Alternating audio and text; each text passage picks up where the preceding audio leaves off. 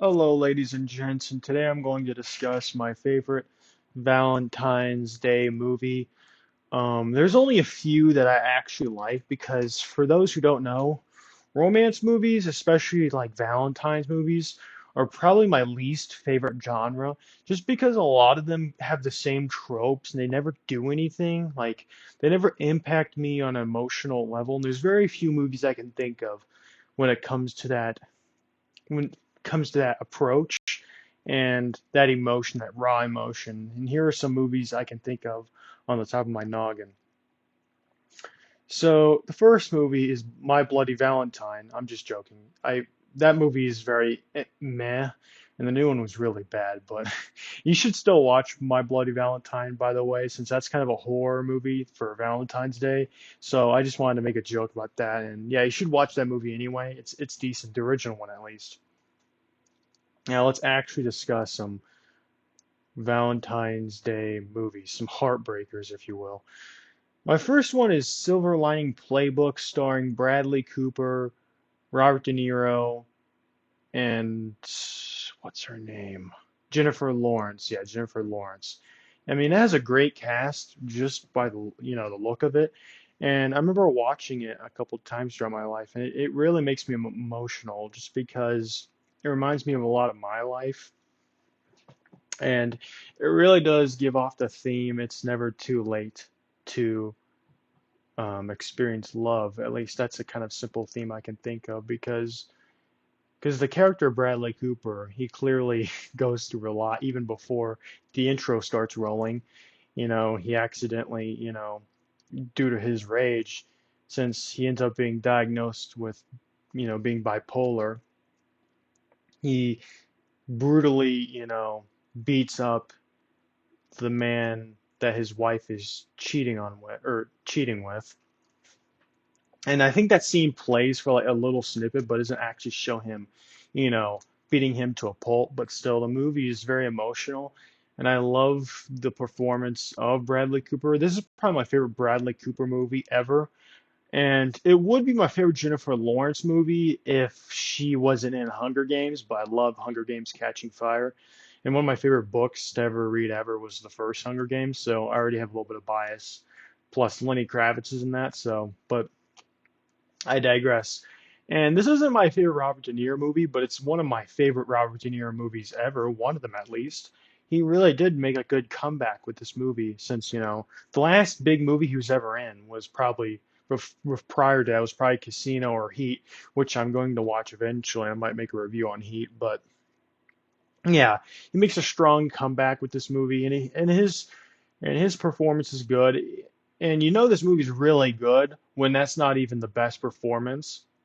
It's like I said, Bradley Cooper and Jennifer Lawrence, because they really truly play off a type of character who's struggled, type of characters who have struggled a lot, and they somehow manage to find love with each other despite their past trauma and their mistakes. And this movie kind of tells the audience that it's never too late to have a redemption arc, if you will, as well as just turn over a new leaf, because I've struggled with that in the past of turning over a new leaf with people. And this movie really does give off that vibe. And like I said, it makes me very emotional just because it's a very down to earth and relatable movie. A lot of Hollywood blockbuster Valentine Day movies aren't very relatable to me because they kind of make all these characters so hot and just unrealistic, especially like 50 Shades of Grey. I cannot relate to that. Like, for example, that's like the embodiment of Hollywood toxicity. But with this movie, it really does feel down to earth because it can really speak to any demographic, and that's why I love it. It manages to touch on many feelings anyone can really relate to, especially in America. So I love this movie. It's probably my favorite romance movie of all time, just because of, like I said, how relatable and how raw the movie feels too with its emotion. So yeah, it nearly made me cry in the end, but it's still a good movie. Obviously, 'cause, I barely cry to any movies.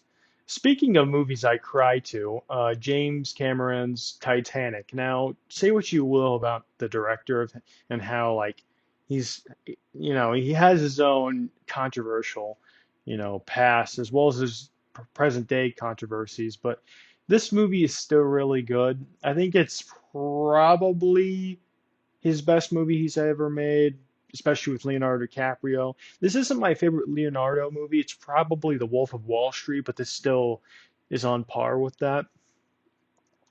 Even though this movie is very, very stereotypical, it somehow manages to bring in the stereotypical Hollywood lovey-dovey, relationship into the Titanic, a story that's very disturbing, but it still does it well. I will say the ending, I mean, really, you couldn't, like, how big is his girlfriend? Can you not fit, Leonardo on that piece of plywood? Like, come on. He clearly could have lived.